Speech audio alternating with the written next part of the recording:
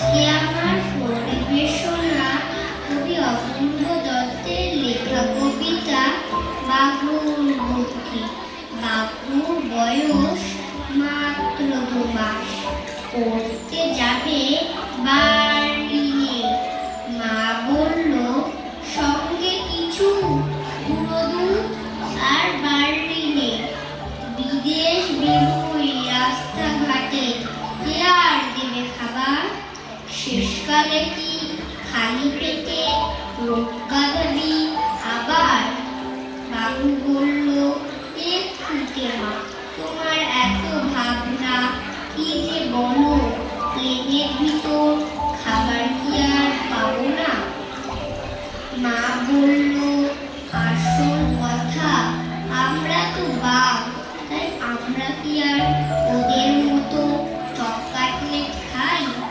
হাসতে হাসতে বলল বাবু, আমি কি আর পাগল? খুঁজি দিয়েছি, একই প্লেনে যাচ্ছে 200 ছাগল। ধন্যবাদ। নমস্কার। আজকে আমার পরিবেশনা কবি গৌরী ধর্মপালের লেখা কবিতা অবিলি। অবিলি বিলি উঠে কোথায় চললি? কাঁটা রেখেছি পাতে, দুধ মেখেছি ভাতে, খেয়ে গিয়ে সোনা, কে করেছে মানা? আয়না কাছে লক্ষ্মী, খাবি মাছের চটকি? বাবু হয়ে বস না, আস্তে কাটা না। এত কিসের তারা, আছে কি তোর করা? বাটি চাচা মোছা, বলে গিয়ে আচা। ও কি রে, একটু মুখেই চললি? অবিলি বিলি। ধন্যবাদ।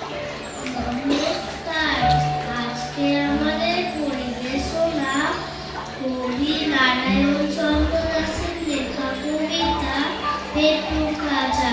পেটুক রাজা টাটকা তাজা, খাচ্ছে খাবার শুধু, খেয়ে বলে খাইনি কিছুই, পেটে পুরো ধুধু। মন্ত্রী এসে বললে শেষে, শুনুন মহারাজ, উপোস করে থাকতে হবে 8 ঘন্টার আজ। চন্দ্রগ্রহণ হচ্ছে শুরু আজ 7টার পর। রোদ বলে বন্ধ ভোজন, বন্ধ রান্নাঘর।